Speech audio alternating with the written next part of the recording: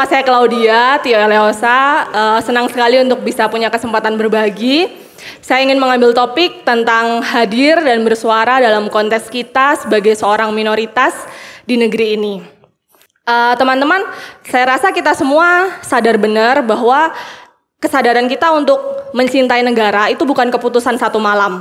Kita nggak tidur semalam lalu bangun besok paginya tiba-tiba mikir, kayaknya aku mau cintai negeri ini. Kayaknya enggak ya. Bagi saya pun perjalanan untuk mencintai negara ini membutuhkan perjalanan yang panjang dan setiap episodenya memberikan pelajaran yang berharga. Saya adalah seorang Kristen tentunya kalau saya ada di sini. Dan saya seorang keturunan Tionghoa, seorang Chinese. Walaupun sebelum teman-teman protes, saya tahu secara fisik saya nggak seperti orang Chinese pada umumnya, tapi saya mengemban identitas double minoritas. Sedari kecil, dari TK hingga kuliah, saya dibesarkan di lingkungan yang selalu heterogen. Dan saya sangat mengucap syukur orang tua saya memberikan saya kesempatan untuk membaur di lingkungan yang tidak pernah eksklusif. Bagi saya, diskriminasi adalah sesuatu yang sangat jauh. Saya diperlakukan baik di setiap tahap kehidupan saya, walaupun saya adalah seorang minoritas. Isu rasisme bahkan menurut saya tidak nyata, walaupun saya seorang sarjana politik. Kesadaran itu dimulai ketika saya lulus kuliah, saya menjadi seorang guru mata pelajaran PKN. Kesannya pasti langsung membosankan, penuh hafalan, dan saya tahu persis hal itu. Ketika menjadi guru di salah satu sekolah swasta di Surabaya, saya melihat murid-murid saya yang memang punya identitas yang sama seperti saya, double minoritas.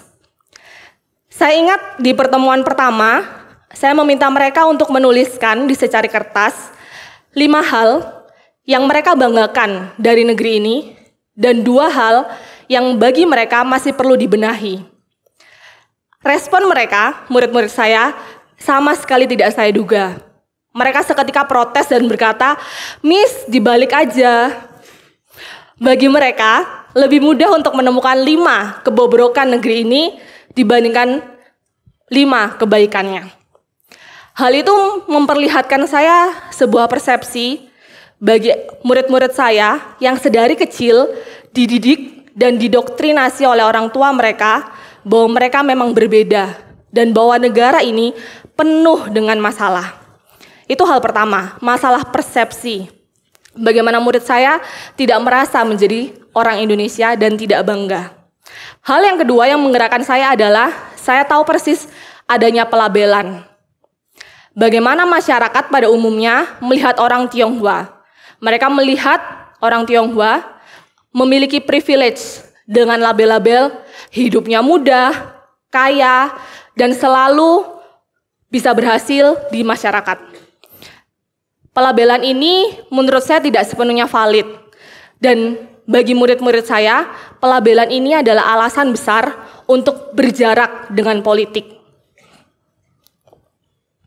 Hal yang selanjutnya, yang paling besar menggerakkan saya adalah hal yang ketiga. Saat menjadi guru, saya mempertanyakan dalam diri saya, Indonesia semacam apa yang akan saya wariskan ke murid-murid saya yang sangat saya kasihi. Dan Indonesia seperti apa yang akan saya wariskan ke anak saya kelak. 3 poin ini membuat saya akhirnya mencari cara untuk melihat Indonesia dengan lebih dekat dan berkontribusi walaupun saya tahu kapasitas saya terbatas. 1 tahun ajaran berlalu di tengah liburan kenaikan kelas, seperti teman-teman mungkin tahu, liburannya guru lebih panjang. Saya ikut satu program pelayaran di pulau terpencil di antara Kalimantan Selatan dan Pulau Madura. Pelayaran ini diinisiasi oleh Kementerian Kemaritiman, dan untuk mencapai pulau itu kami harus menempuh kapal dan kapal perintis, lalu lanjut sampan dengan total perjalanan 22 jam perjalanan laut. Selama perjalanan, anggapan dan kesan dari 29 volunteer yang lain serupa ke saya. Mereka berkata, tumben ada orang Chinese yang mau ikut. Tumben ada orang Kristen yang mau ikut. Dan anggapan itu memang dibuktikan dari jumlah. Saya satu-satunya orang Kristen dan orang Chinese yang ikut di program tersebut. Di pulau itu kami terbagi beberapa kelompok, ada yang bergerak untuk dunia medis, dan saya sendiri untuk mengajar. Ini kondisi kelas sekilas, dan dengan segala keterbatasannya saya berbagi untuk menyemangati murid-murid di sana. Usai mengajar, ada 2 orang menghampiri saya. Satunya guru mengaji di tempat itu, di pulau itu, dan satunya adalah guru sekolah. Mereka kemudian bercerita kepada volunteer, saya salah satunya, dan berkata, murid kelas 3 SMP dan kelas 3 SMA di sana, di awal tahun ajaran akan mulai menabung. Lalu saya heran, menabung untuk apa? Untuk liburan? Untuk amal? Atau apa?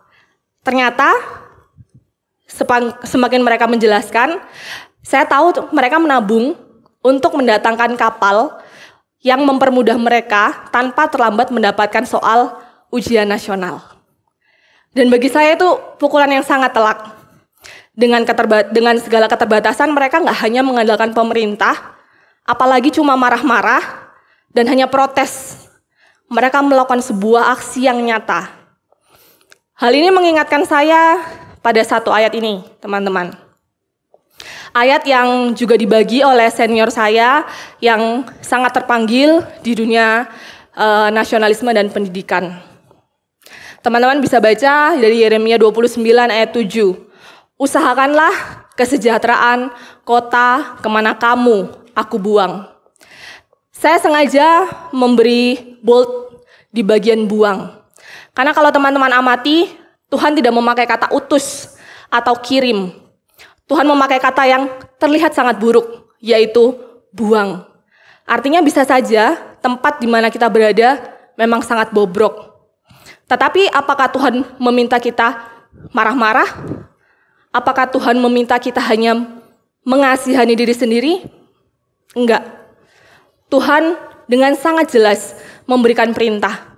Usahakanlah kesejahteraannya, seburuk apapun itu. Artinya, di sini tidak ada sama sekali mentalitas korban. Tuhan tidak pernah mengajarkan kita memiliki mentalitas korban. Kalau teman-teman mungkin berpikir, ngapain sih kita susah payah untuk negeri ini? Mungkin nggak ada dampaknya. Jadikan semangat ini adalah sebuah integritas diri. Bukan karena bagaimana pemerintahannya, tapi karena siapa kita dan bagaimana Tuhan menyuruh kita. Setelah pulang dari pelayaran dan dari saran teman-teman, keluarga, serta bahkan murid-murid saya terpanggil untuk mengikuti tes PNS. Singkat cerita, saya sampai di tahap terakhir di sebuah kementerian dan ada 3 pewawancara saat itu. Salah satu pewawancaranya bertanya tentang kesukuan saya, lalu menutup map isi data diri saya, mempertanyakan mengapa ada orang Chinese yang mau jadi PNS. Dia dengan sangat terheran dan sekaligus sangat merasa ini adalah pilihan yang salah. Dan ternyata benar, hasilnya saya anjlok dinilai pewawancara tersebut. Saya tahu wawancara itu hanya sekedar formalitas. Tetapi saya coba lagi tahun depannya dengan anggapan mungkin saya lagi tidak beruntung, mungkin lagi apes. Saya coba di kementerian yang lain tahun berikutnya. Saya berusaha untuk tidak pahit, karena itu adalah kekuatan kita untuk bangkit, untuk mencoba melihat bahwa ternyata mungkin masih ada harapan. Di pertemuan di tes yang kedua, saya bertemu bapak yang sangat baik. Dia mewawancara saya dengan cukup objektif.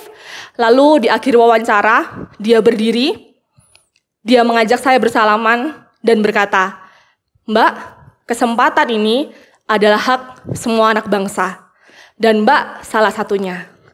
Bagi saya pengalaman yang kontras ini unik, dan akhirnya saya menyuarakannya di website, dan salah satu website membukukan tulisan saya. Saya memberi judul, "Saya Cina dan ingin jadi PNS, apa yang salah?" Kita semua punya hak untuk itu. Di tahun berikutnya, 2018, saya membuat sebuah program untuk murid-murid saya, yaitu kunjungan ke lapas remaja.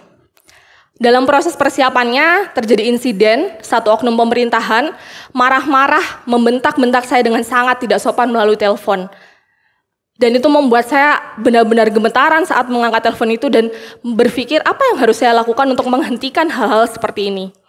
Setelah telepon ditutup, saya langsung mencari cara untuk melapor. Saya ke lapor.go.id, bahkan meng-email beberapa jajaran atasan di kementerian tersebut. Murid-murid saya, teman-teman guru, semua mempertanyakan hal yang sama. Ngapain kita repot-repot? Ngapain dis repot-repot? Belum tentu juga feedbacknya akan di follow up. Tapi teman-teman, satu hal yang membuat saya semangat untuk melapor, entah bagaimanapun akhirnya adalah saya membayangkan jika saya yang adalah seorang sarjana dan seorang guru bisa diperlakukan sedemikian, bagaimana mereka memperlakukan tukang sapu, nenek yang rentah, dan ibu-ibu yang mungkin bahkan tidak tamat sekolah. Saya ingin menjadi sebuah wakil kecil untuk memperjuangkan supaya cukup saya yang mengalami itu. Saya berharap di setiap kejadian yang buruk, baik itu tes yang diskriminatif dan juga saat dibentak-bentak oleh oknum, saya ingin saya adalah orang yang terakhir. Maka ada dua hal yang mendasari saya melakukan ini semua, dan mungkin teman-teman juga bisa mulai untuk melakukan dalam kapasitas dan panggilan masing-masing. Pertama, mari kita mencoba untuk mengingat integritas diri kita, panggilan kita. Dan yang kedua, compassion atau empati kita terhadap orang-orang kecil yang mungkin privilege-nya tidak seperti kita, yang mungkin tidak memiliki akses internet seperti kita. Kita sudah cukup berpendidikan, kita punya kemewahan itu. Jangan sampai kita sia-siakan.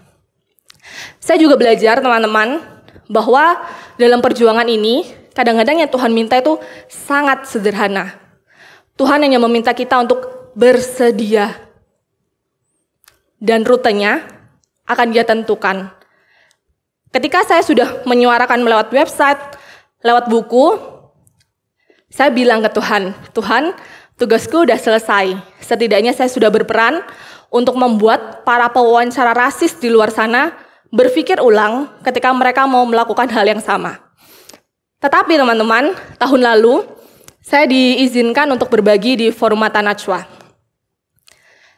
Bagi saya kesempatan ini adalah anugerah dan sebuah panggilan khusus.